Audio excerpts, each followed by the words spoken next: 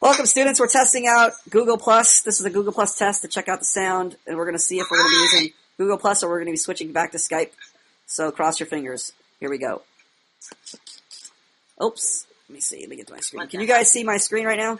Yes. Okay. Yes. So this big mess right here is all the error messages we're getting from the trying to add on the new chat room software. Instead of ChatRoll, which lags a lot, we're trying to add this new Ajax thing. Those are SQL errors. Yeah, but I don't even know what these errors mean, so... I can read those. I just took a class on this. Oh, sweet. Maybe you'll be able to help me. Anyway, we'll go back to podcasting topics. Let's go to... So I got the brain on the franchise.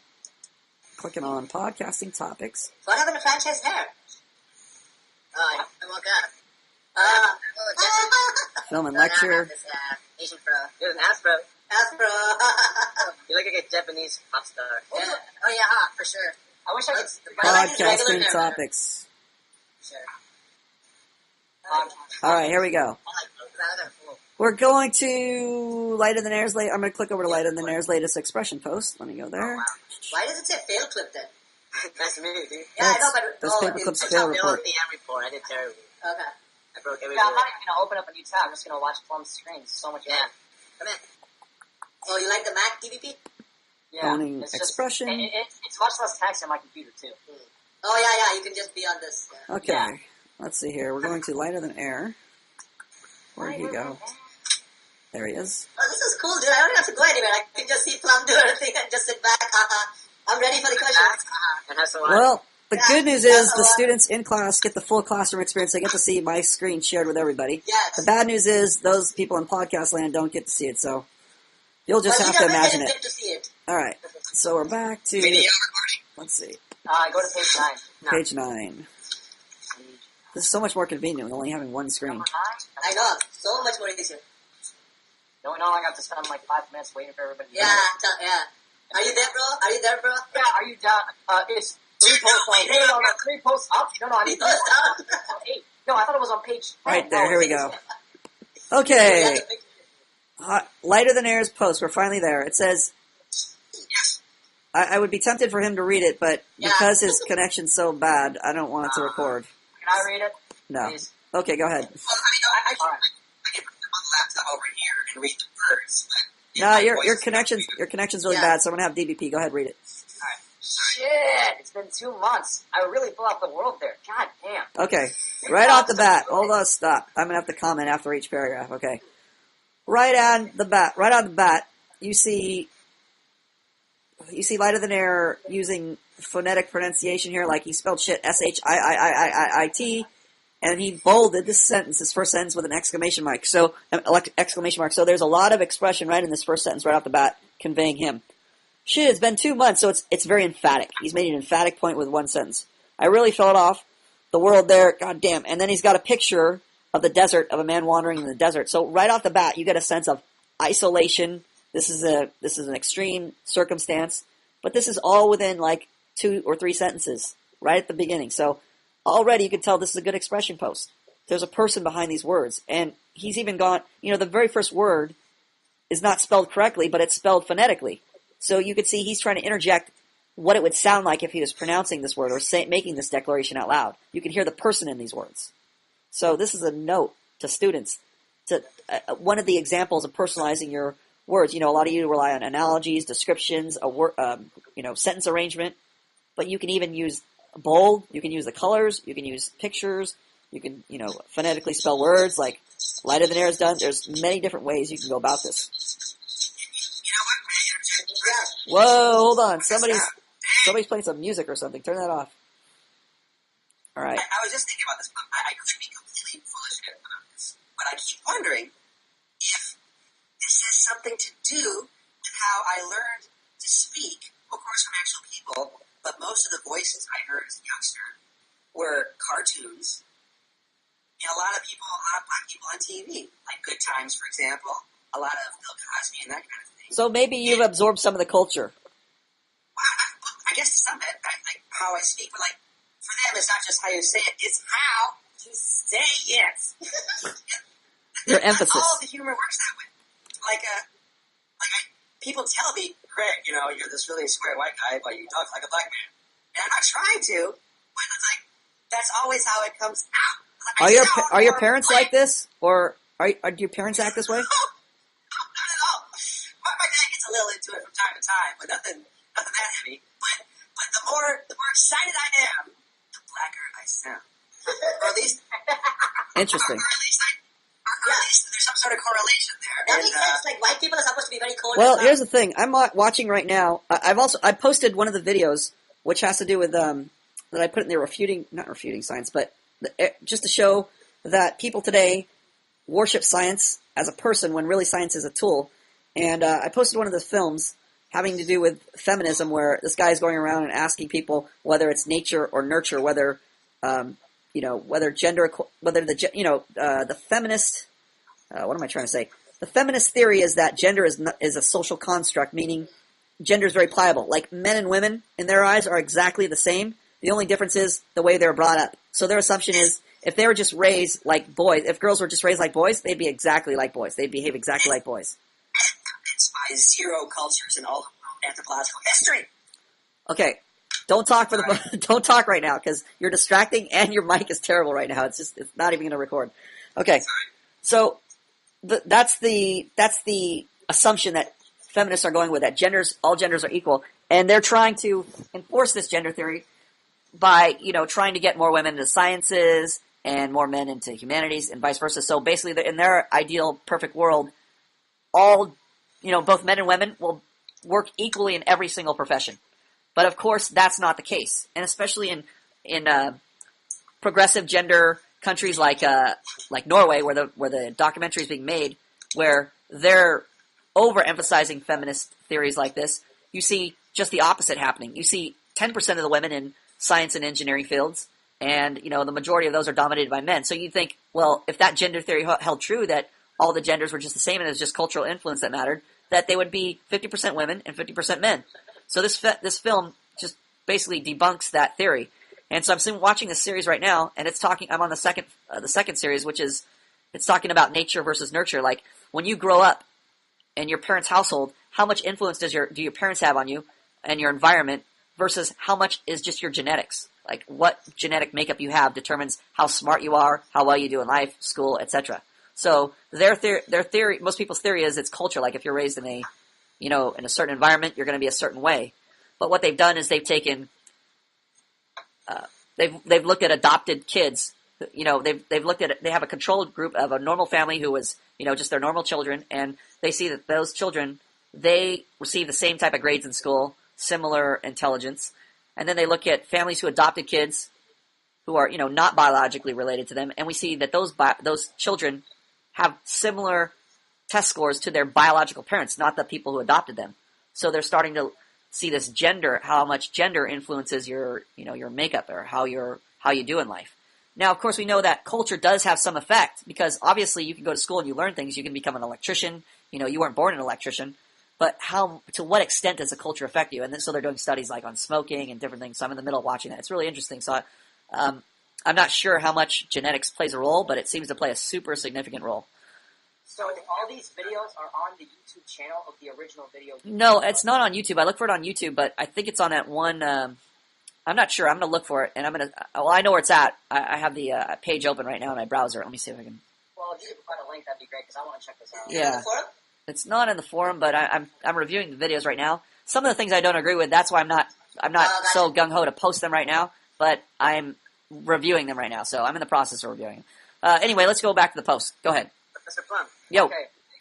Are you going to critique it and post it on the forums? I think I will at some point, because it's really interesting stuff. It's really interesting stuff. Go ahead. Why did it come up now, Plum? Because he mentioned, in the very beginning, he mentioned he speaks like a black guy. And gotcha. so in one sense you would think, well, most people would say, especially gender, theorists or feminists would say, oh, that's because he grew up in that culture and he has friends that speak like they're black, and, he grew up watching black television. So if he grew up with different people or in a different culture, he would behave a totally different way. Whereas the other argument is that his genetics, his capacity, was determined by his parents.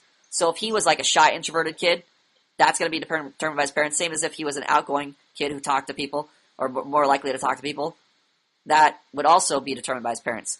But to some extent, we also know that's, just our evidence is here at Manhood Academy. We have people that are super shy, Or, for example, Shy Willie to me would be a prime example.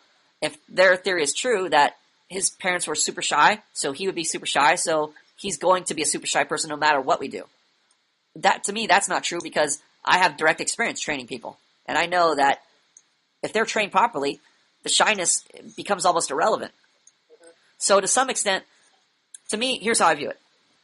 There's a capacity. You're born with your parents, your parents somehow determine your brain structure and how your personality traits, how you are in a sense. So there's a capacity. Like you have a potential. It's like a battery, right? But then how you train that battery determines what capacity is expressed. What part of that becomes your ability. For instance, let's say you have parents that are very physical, right? They run around and whatnot. They're professional athletes, and you grew up with a professional athlete's body, so you're going to be able to jump higher, run around faster, right? Versus somebody whose parents are smaller, they're going to produce a smaller child, and obviously the small child is not going to be as athletic as it grows up. It's going to inherit the same physicality as its parents. So now you have an athletic kid and a kid who is not athletic.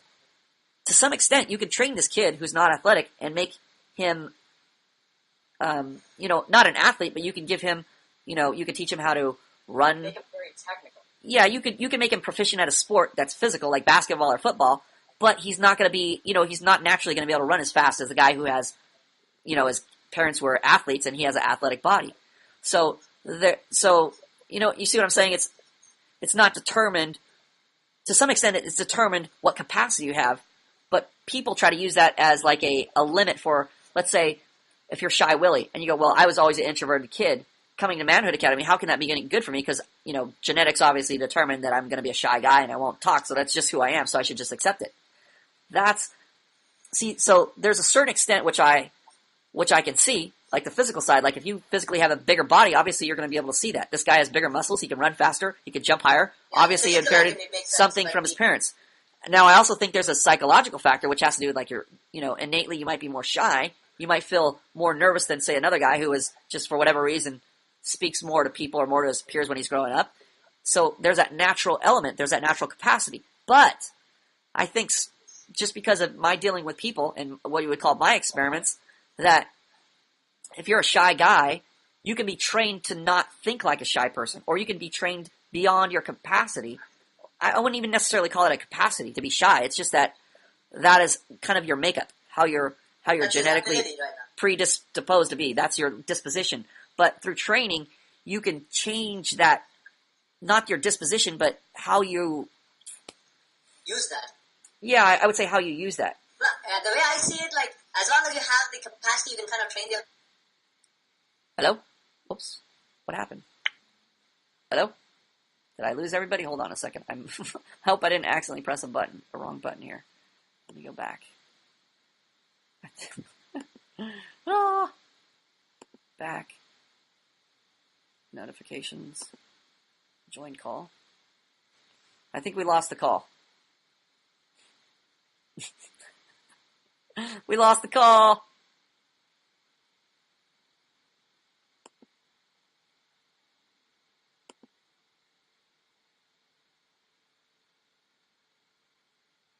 Oh no, wait, here it is.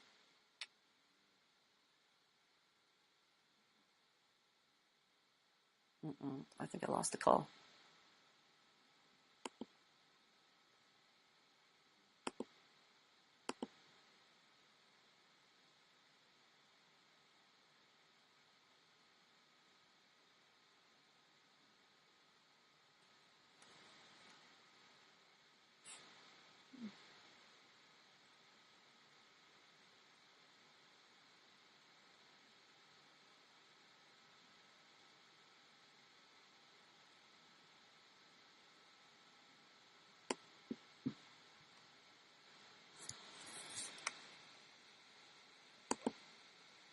Join Hangout. Will make a difference. Bring. I just don't think that it. Yo, did I drop out of the call or did you guys die?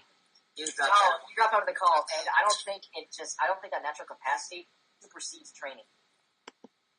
Huh? Okay, let me go back here. I think I hit something accidentally and dropped out of the call. Alright, there we go. Okay, but we'll talk about this later, because, like, I don't know what I'm trying to say. I mean, how about this? I mean, we are people with minds trying to explain how minds work. Yes. They can't work. And we're out of our depth, which means we can't say what the outer limitations are. It also means we can't say what the limitations are. No, I know what I'm trying to say in my head. It's just putting it into words is difficult. Well, we definitely have, like I was saying, we definitely have capacity and, a certain disposition.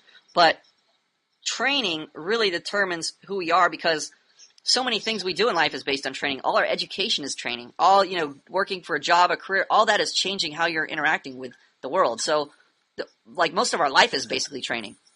Yes. Everything you do, like, from a kid on, you're learning your ABCs, you're learning mathematics, you're learning how to think, you're learning logic. So you're learning all these things that are just all training. You're getting physical, you're training in sports, so your whole life is training. I mean, if you just left a baby and you just gave him enough food to eat, survive, all that, and let's just say he came from, he was a direct descendant from Albert Einstein, or some genius. He'd have that natural intellectual capacity, but without that training, he wouldn't be able to harness it. Yes. It's like a lot of people, like, they may be bright, but, they have the so-called ADHD problem where they can't pay attention, so they can't get anything done. So their capacity isn't trained.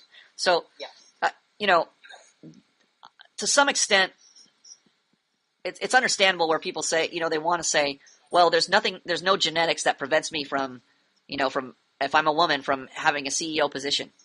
But that is a problem, because that discounts the whole point of the two genders being different. The two genders have to be different because they're fulfilling different functions. To me, like, a woman trying to say she wants to be as strong as a man and as smart as a man, that's as foolish as saying, like, I want to be as strong as a gorilla who has 100 times the strength as I do. Yes, with training, I could reach a very impressive amount of physical strength. Well, the thing is, look, the gorilla isn't really involved in your life directly, but a man, if you're a woman, a man is involved in your life, and that man, you need that man to have, for basic reasons, you need him to have that sperm so you can get it, fertilize your egg and have another human and propagate your species. But you can't do that if there's a competition. So if according to feminists, everybody has the same roles, then that negates the guy's side. That leaves out the romance, that leaves out the relationship. And if you make it into something that's competitive, because eventually, if everybody's the same, that means eventually we're just competing. So what you're saying is it doesn't matter even if the woman could be as strong as a guy. She should still fulfill her function. Yes, because some women, there's going to be 1 out of 100 women that's going to be like Jill Mills, who's going to be genetically super strong. But that doesn't mean every woman should be like that, just because there's an exception to the rule. There's a reason a woman is designed with a womb, and you're designed with a penis, with sperm that comes out of it to fertilize her egg. It's because you guys fulfill different functions, but just like an animal, you have the father and the mother animal, and they produce the offspring. They both fulfill different roles. And those roles are both necessary. What feminists don't understand is that, by saying that a woman can do everything a man can do, she negates his role. Now he's not necessary. Now you destroy the relationship. Now you destroy the chance for the offspring when you do that. They don't see that side of it. Well, maybe, I don't know, maybe what if they're thinking short term, they're not thinking long term. Oh, I just want to do everything a man can, and in the long term, So it's just idealistic. It's like the whole reason they're saying that genetics don't play a role. It's just gender's just a social construct, is because it's kind of like it's a feel-good thing to say, to tell a person, well, you can be anything you want. It's, the stars are the limits. Just keep trying and you'll be special. But that is saying, go ahead and take this person's function and don't realize that you need the other person in your life. It's like saying we don't need anybody else. If you can do everything anybody else can do, you don't need the other person. You become independent. So they're fighting against the whole principle of dependence. That's what life is based on. Life is based on, dependence. It doesn't matter how strong DVP is. If he doesn't have other people in his life, he's not going to have food. There's farmers that provide him with food right now. He's not going to have housing. There's not going to have people who develop technology for him to have a cell phone, his computer, and all that other stuff. So he's dependent just by the very fact that he's a human. Feminism teaches you independence, which teaches you to not depend on other people. Like, women don't need men. And then it destroys the whole relationship. The only way feminism can last is when these artificial things like technology, and like we say, if we have for whatever reason you have a nuclear war and you lose your resources, you lose access to Arabian oil, and we don't have gas stations anymore, and there's all kinds of problems with the road, houses destroyed. You're going to instantly see all these gender theories go out the window, because what's going to happen? Well, if there's no police around, your life is going to be in danger. Who are you going to? If you're a woman, who are you going to protect yourself? Obviously not. You're going to look for men. So, what happened? What happened? Yo. First a comment. Yes. There's a web library in Del Rock where this guy says, Oh, I can't hear your comment because your connection's so bad. Yo. Why don't you type it in the chat and I'll read it out loud. Yeah, why don't you type your theory? Anytime you need to say something, just type it in the chat so DVP can read it for you. Yo.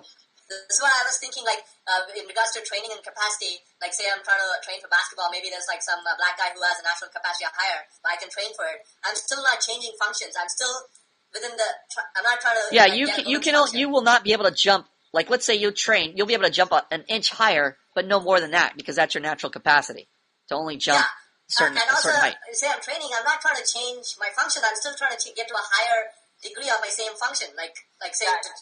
Like basketball, like when to throw the fake. But whereas like a woman to man, that's like she's training to shift function. Yes, she's training to adopt another function and negate her own function. So yeah, it doesn't hold. In one case, okay, you can train to reach higher, but it's in one case, it's to develop your capacity, so it becomes an ability. Like if you have the capacity to jump, if you keep training with weights, then you can jump higher. Now you have the ability to jump higher, but you don't train to fly. You're not going from jumping to flying. Yeah. That's like changing your function.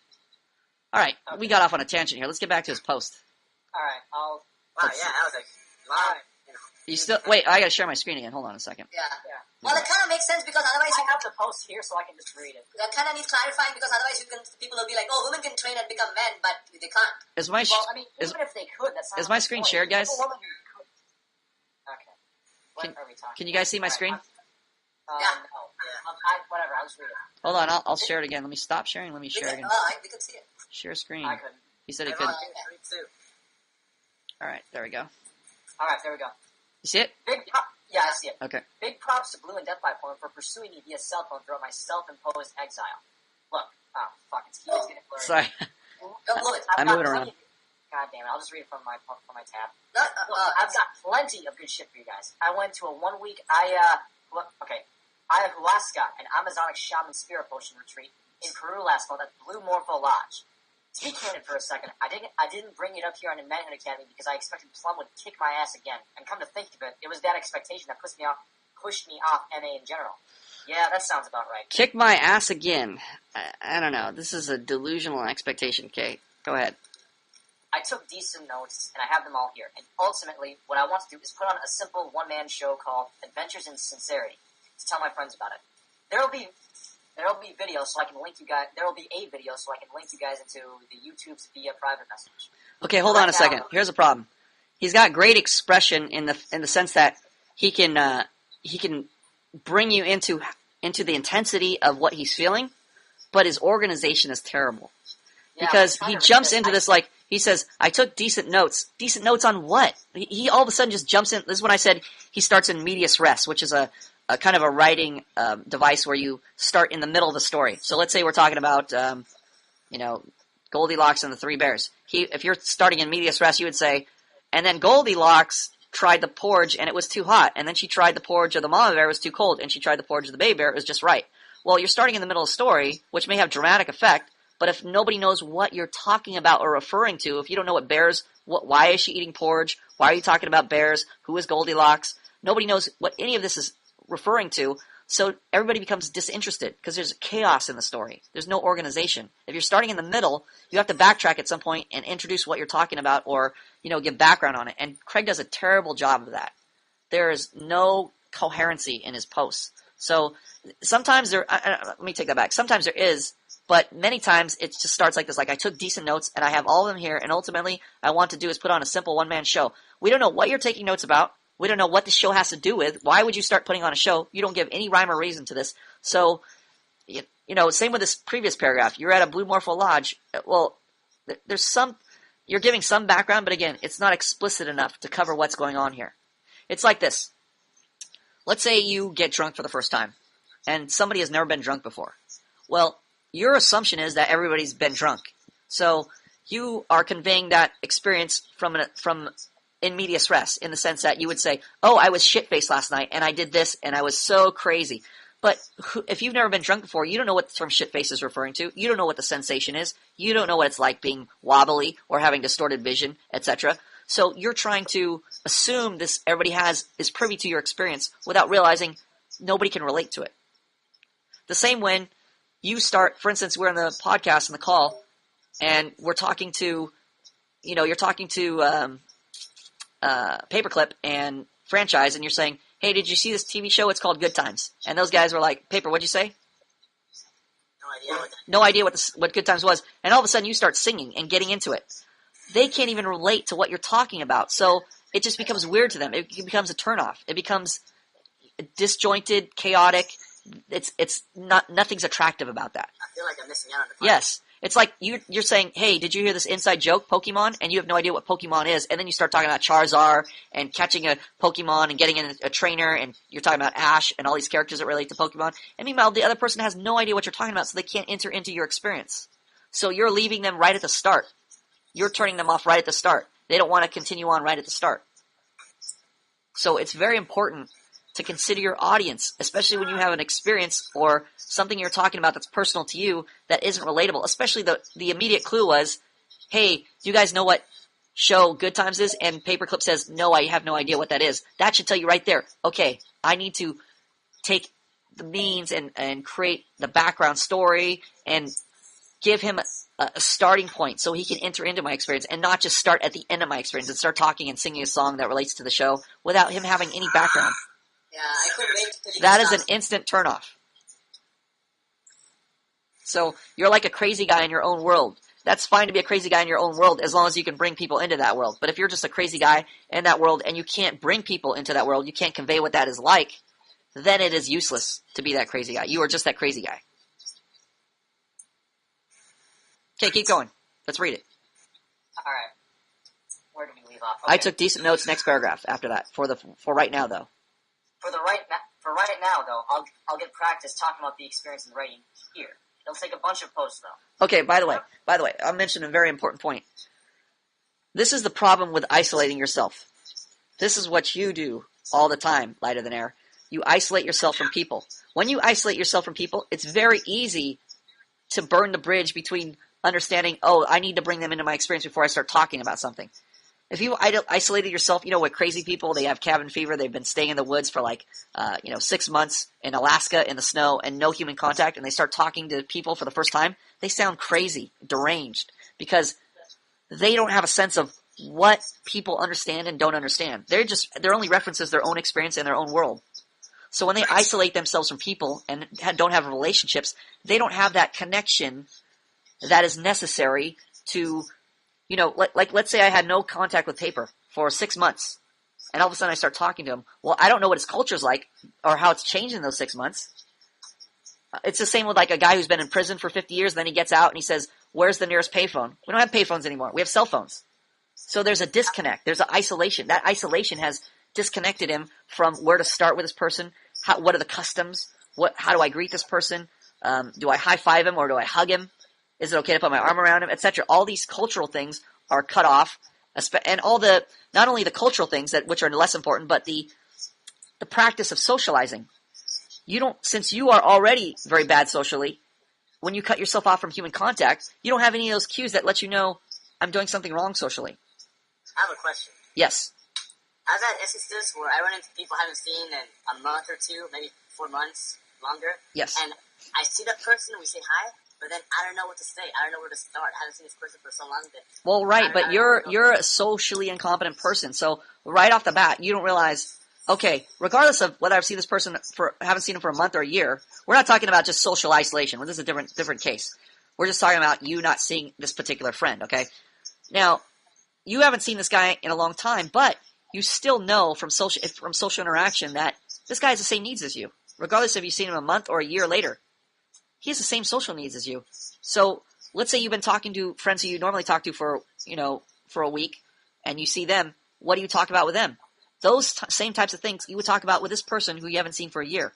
You would get back into his life, find out where he's at, if he has a job or not, or where you'd find out if he's going through something tough or he has some good experiences, whatever the case may be. You would talk about the same types of things you would with a friend who you've been spending time with regularly, because you have the same needs. These people don't change. The only thing that's changing is the situation. That's what's throwing you. You're not understanding the principles that are governing your social interaction. You're just looking at the situation. You're going, oh, this is a new guy, or I'm at a party. Especially, you just brought up your example in your EM report.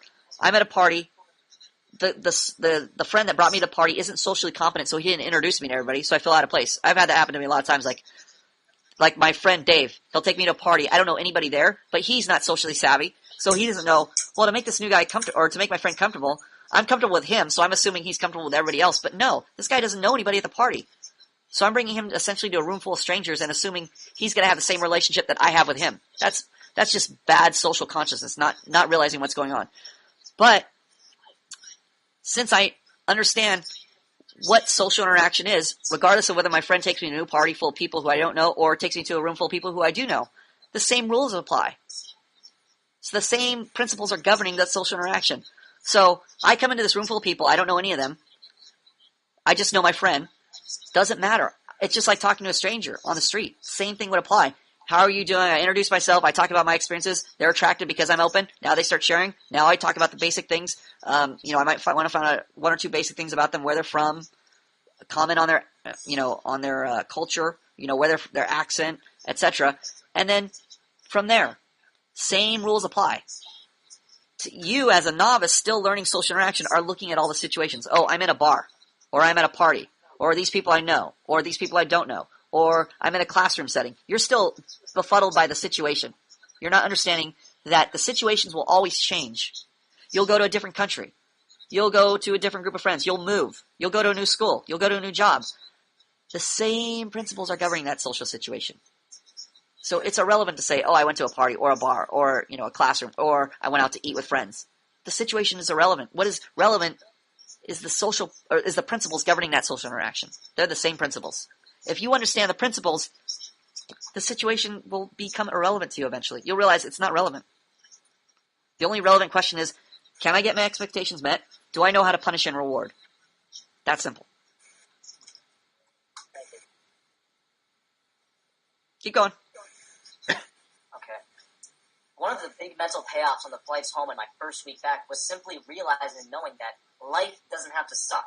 I have opportunities. I can go to new places and try new things. It's allowed. Okay, so right here, look at how Lighter Than Air has arranged his sentences.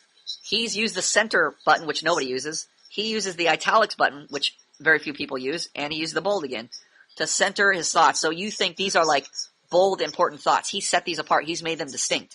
Life doesn't have to suck. I have opportunities. I can go to new places and try new things. It's allowed. This is set off. So we see something that's important to him. It's almost like he's talking emphatically. If he was speaking, it would be like, life doesn't suck. You would see the emphasis in that. This is a part of expression, learning how to make distinctions. This is the total opposite of his video. When he said he was going to make videos, he sent a PM to the link to the video. He made a Google video. How does Google Voice sound, Boggles? Like crap. Why does it sound like crap? That doesn't mean anything to me. Because there's no person behind it. There's no human. I rather hear Lighter Than That doesn't Air. explain the problem.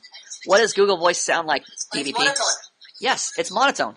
It talks like a robot, like this. It says, life doesn't have to suck. I have opportunities. I can go. So there's no distinction. There is no person.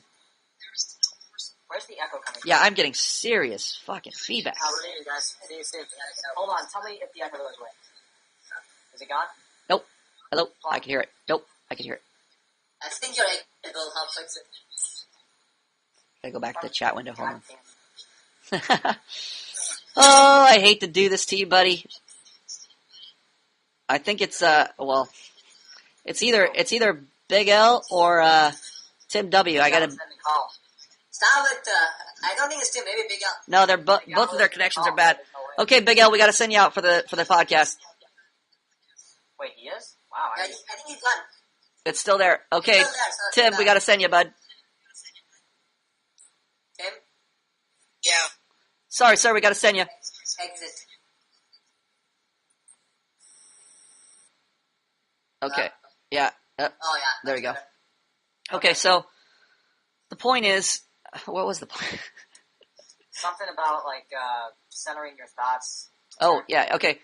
So Google Voice doesn't have the ability to, it doesn't have voice inflection. You can't tell where the emphasis is because it's not a person. There's no distinction with Google Voice. That's why it sounds monotone.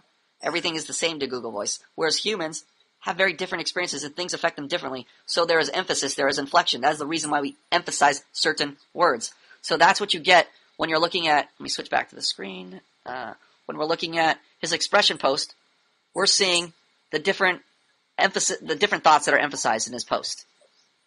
Whoops, it's down here. Sorry. So this is a good thing for students to key in on, how to make distinctions in my post for what thoughts are important to me and what thoughts are just necessary to convey this. Oh, chick messaged me to convey this story. So there's like structure thoughts, which are just what is background. It's dead static information that needs to be said so that the person understands what I'm talking about. And then there's your personal reaction, which is necessary so that the person doesn't fall asleep. I think this, when he pointed out how he centered his sentence and he italicized it, I think that's what makes his posts unique and why people like them so much. I didn't realize that till just I wouldn't now. say it's just that, because there's other little elements. For instance, he puts ellipses, which are these little dots. Like it's kind of like you're pausing and you're thinking. And he's at the very bottom. He says ... just turning myself into a paranoid hyena. So it's kind of like a suspense, or he's waiting on a thought, or he's pondering something. I guess the sense that he's pondering something. So you get the sense that he's thinking about something, even in his post. Or he makes a list of stuff. The writing style. Yeah, the writing style, how he breaks up his paragraphs. So there's a lot of separate thoughts that you could see. Some words he bolds, like alienation. You can also see he quotes sentences. Alienation is, I fucking hate parties, with an emphasis on hate. And the people who go to them! ! So you could, and he's got a sigh in here. So much. He must be pretty quick with that. He's using the emoticons. He's using pictures. So he's taking advantage of all these expression tools, which a lot of students are not doing. And plus, it helps if you can structure your sentences. The structure of his sentences, his grammar is helping tell the story. His grammar is helping convey his person. If your grammar is poor, like Big L, or like who else has poor grammar? Mine isn't the best, but so yeah, yours isn't the best. So these things hinder the expression of your person. So this is why we always tell you to write. Writing is so crucial to conveying yourself, to organizing your thoughts. I like Google Plus because I can see the other students paying attention in class, and it makes me go and pay attention in class. I like that you make disjointed observations to throw us off. Okay. I thought you would relate to it. Can you read? Oh, boggles. Okay, keep going. It felt like a weight lifted, a door open. Out on bail, fresh out of jail, California dreaming. Okay, another element of grammar is using dashes to link words and create like a sense of something. Out on bail, fresh out of jail, dreaming. So it's like an expression with all the dashes together. It becomes he's trying to isolate a certain feeling or a certain sense of just by connecting all these thoughts together with the dashes. I forget my age. That was as Tupac and Dr. Dre. Can't hear you because the microphone's so bad. Okay, keep going. Okay. So goodbye to all this. I'm applying for engineering and teaching jobs in Chile, Colombia, and Brazil. And if I can kick my own ass just a little more, I'll take the engineering training test in October, which will make me look a lot more legit to the mining and oil field services outfits. Yeah, I can't get into the thought of this. Okay. Yeah, keep going.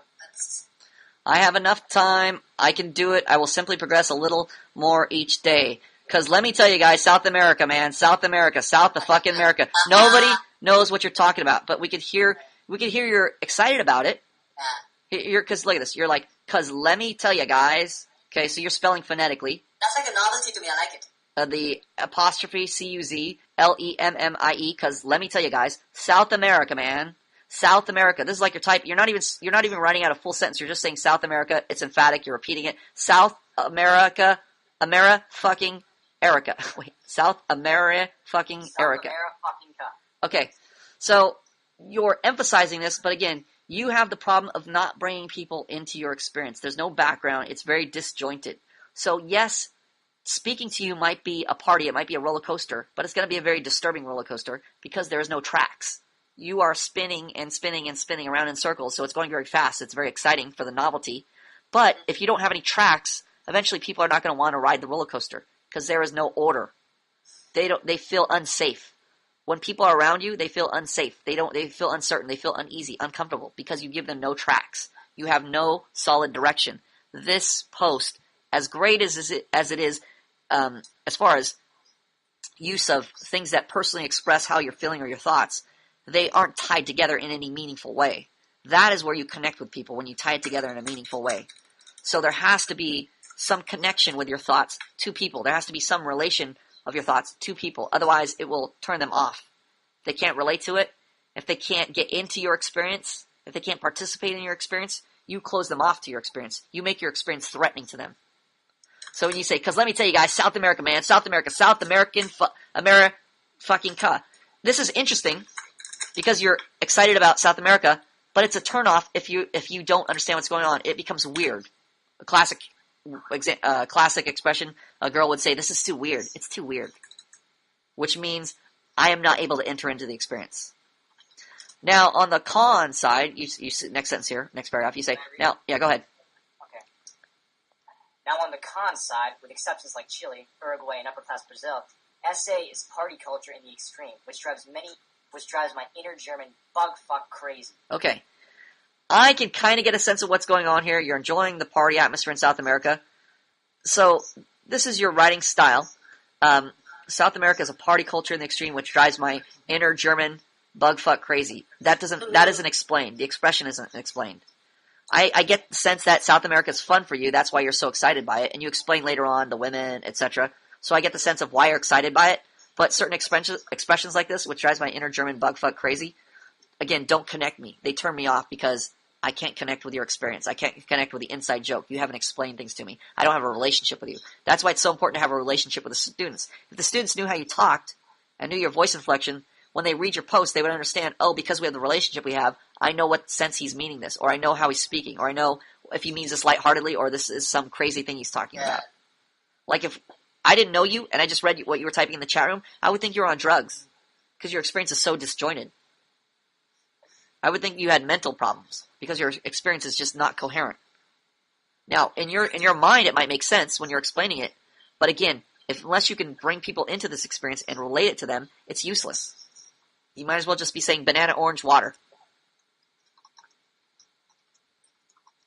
Okay, so I think we can stop here. We can see that this is a really great post as far as specific elements of expression, the techniques he's using, different devices, his grammar, his placement of words, using bold, italics, etc. are all great ways of getting your meaning across. But again, this lacks the coherent glue, the train tracks, so that people can relate to it. Paper, how'd you relate to the post? No, paper's gone. Oh, he's gone. Never mind. Blue's here. Blue, how'd you relate to the post you didn't hear? I could relate to it. It touched my heart. I don't even know what you guys are talking about. Well, that was the class. I relate to parts of it because of the novelty part. I like when he's like getting excited about South America. The German bumfuck or whatever, I kind of understood because he's a white guy. He's like, it's boring or whatever. Well, I like talking to Lighter Than Air. He's a very interesting guy to talk to. But unless you have talked to him personally, you don't get that in his expression posts. His expression posts are deficient, and they don't convey the smaller things that you need. Because like when I'm talking to him, I can ask him questions about things I don't understand. But when he's writing, I can't ask him questions. Yeah, so he has to be able to hold me by the hand and take me through his experience more explicitly, especially when he's writing. When he's speaking, I can participate, so that's not as necessary because I can stop him if he sounds crazy at some point and say, what's that mean? Or what's this mean? Or what are you talking about here? Yeah, the reason I liked this post was because 2 months prior to this, he and we would spend hours on Skype talking about how people confront their fears. He really hyped it up for me. So, but that's the only reason why is because I had the explanation before this. If I just read this on its own without any information that I had, I wouldn't like it at all. Right, and the anchor is the personal relationship. That's why we say it's so important to contact the other students, to not be isolated. Because you can have the greatest writing, but again, if you are isolating yourself, you kind of don't have training to understand how necessary it is to bring the other people into your experience, to set the limits, to lay the train tracks for where the roller coaster is going to go. If you don't have the train tracks, if you don't have the guide, people are turned off by experience because it's not orderly. It's not conveyed in an orderly way. They're turned off by it. Whether they should be turned on by it, they should be stimulated.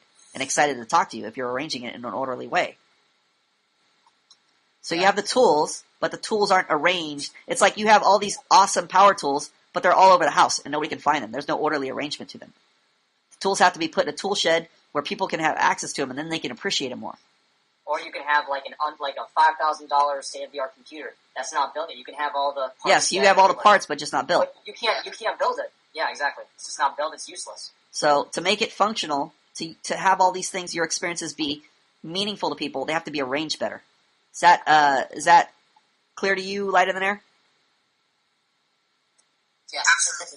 Okay, sweet. Yes. This is why it's important for you to come to class, and not just in month increments, but in. Yeah, I totally hear you. It's kind of embarrassing, but this is totally helpful. I'm going to redo this starting from the beginning. Sweet, because I think this is a great experience. I'm actually, because I know you, I have somewhat of a relationship with you. I'm super fascinated to hear about this, but it needs to be clarified. I have various difficulties talking about this to someone who hasn't been there, and also. Here, I give you a perfect example. You're going to have to save it. You're going to have to save it for your expression post. Your mic is a perfect example, or a perfect analogy for your post. Half of your words are clear, the other half are lost and garbled. That is exactly like your post. You will have to, he'll have to type it better. That's the perfect example. Mm-hmm. Yeah, and he should come to class more often. Yes, come to class more often. And step it on a phone this time, on an actual working laptop. Yeah. I love how everybody in class is a minority. You guys all look like gardeners. I don't know. I just like watching the other students pay attention. It makes me pay Blue's attention. funny. He looks like a serial killer, but he's like... Yeah, Blue's ready to go commit some murders. He has the hoodie and stuff. Listening to the instructions. Blue's funny because he's more expressive now. When I first met him, when he came with his girlfriend to the pool... yeah, he was like, hey man, I'm tired. Boggles is no I'm blue. Hey, I need to check out my girlfriend, bro. Boggles is the worst example ever of... That's my girlfriend. Man, she's pretty hot. Okay, now take Boggles' example and throw it in the trash. Don't listen to it. Okay. Now, what I was going to say, before we went to Boggles Land, is that Blue seems very reserved. Like, his thoughts would come out like this every once in a while, but his facial expression wouldn't match. Same with now, it's like, you have a very silent facial expression. It's like a monotone facial expression. Like, if you're speaking, it would be monotone. But the way you participate in class and stuff, it's very thoughtful. It's very provoking. It's very attractive, very stimulating. So once your face, your expression matches your thoughts, that's like the magic formula. That's attraction right there. Everything's in sync. Everything is working to convey who Blue is, his thoughts, feelings, etc. That's Blue when he's a kid. That's Lighter than Air when he's a kid. I remember when I first came to the forum, Yes. I had a problem, and I still, to some degree, have the same problem. Yeah, do your clenching weird thing first. Yeah, I was about to ask that. What is that? Boggles wants to see it. Yeah, I can't see it because... I can't picture it. I thought it was Frankenstein. Do your weird How thing. do you do it? Do your nervous tick. Well, No, don't Okay. do it yet because I need to get rid of Plum's screen. It won't go away. No, you can see him on the side, dude. No, I can't see him on the side. It's black. Stop sharing. I know he's- Go ahead. Do it. But, okay. I probably won't do it justice because, it happens... Yeah, well, you can't do it just involuntarily. Go ahead. We understand. Thanks for the 5-hour unnecessary setup. Just do it. I'll do this thing, it's like this. Yeah, nobody wants to hear the explanation. Just do it. just do it. Alright, I can't see like it. that. Yeah, hand sticking out. I saw it. Just hand sticking out. That's nothing weird, dude. Yeah. It's weird in his head. The weirdness comes from how he's perceived in his head. Like, if you saw it, you wouldn't really care. You just see this guy's like, okay, Yeah, if whatever. I saw him do that, he's stretching whatever. I wouldn't even care. Like, if he was doing it, it could be weird to me. I wouldn't even care. But it's more of a build-up in his head. Yeah. Right. But you know what? I think you would. I think if you saw me, you would care. You'd be like, what the hell is this guy's problem? Yeah, okay. Go What? back to And your it's like- previous point. okay. Forget that. When you first came to the forum. Right. Oh, okay. Yeah, when I first came to the forum, I was, I don't know, I guess shy or reserved, but when everybody would talk, especially in the chat room, I didn't want to talk. In the chat room? in the chat room. You didn't want to type. You didn't want to hear words on the screen type. Yeah, I didn't really want to participate. I would just want to, see what everybody else is doing, and just to the same degree, I still have that same problem where if everybody's participating, I naturally kind of just drift off and become a wallflower. Right, but that's why, me as a social person, understanding how socialization works, I see you like not participating, and I see Bogler always jumping in. He can participate. He has the ability definitely to participate, but he jumps in at the wrong time all the time. So he needs organization. He's lacking a schedule. He's lacking like coherency.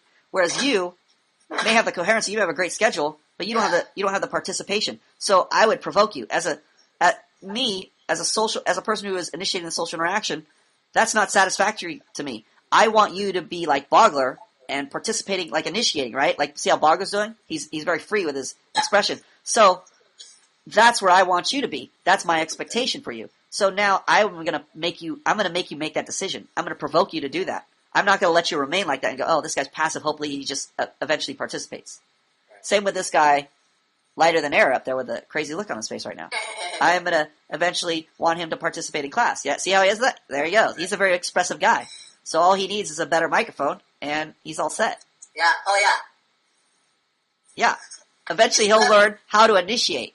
Hold on, I'm gonna switch my glasses so I don't look so serial killerish. I like your serial killer glasses. Yeah. I don't like those glasses. I like the serial killer You like glasses. that? See, I like class this way. It's so much more. You know why I like those glasses better? Why? Because you don't like them.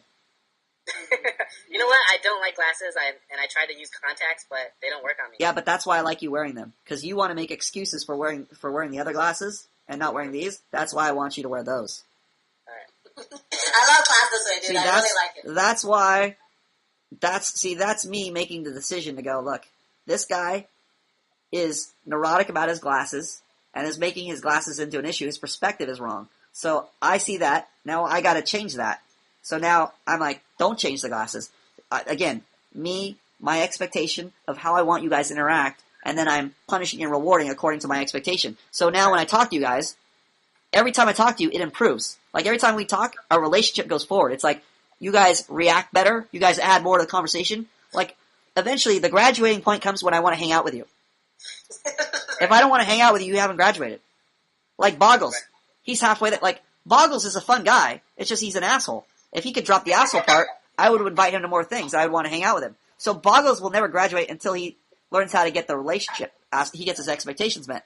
Whereas you guys may be nicer guys and be able to be more civil with your relationships, but you don't have the expression part that Boggles has, so I still don't want to hang out with you guys.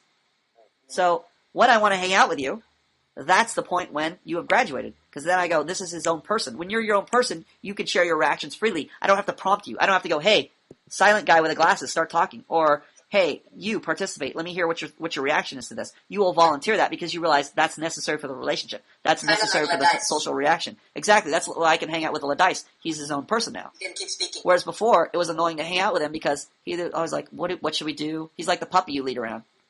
You know, silent puppy, he'd do what you do, like a little kid brother. You don't want to hang out with him because he's not his own person yet. He can't volunteer his reactions. He's still waiting for your permission. Is this okay to do this? So when you're at that point, enough training, I'll want to hang out with you. That's when you get your diploma. Alright. When you become a quote cool guy. When people think you're an alpha, that's when you're graduating. The real test is you got to go into a room full of people, lighter than air. You got to be able to go into a room full of people, and people go, "That dude's an alpha, bro. He's so cool. He's always been cool in high school. He's always sat at his computer with his shirt off." He's a guy who doesn't wear a shirt in a call. This is strange. Why is there only 4 students on this? No, there's 5. There's 5? Plums is the black square. Mine's a screen share watch. Well, I mean, he's not a student. I'm talking about, like, normally we have, like 13? The class is all jacked up. I canceled it.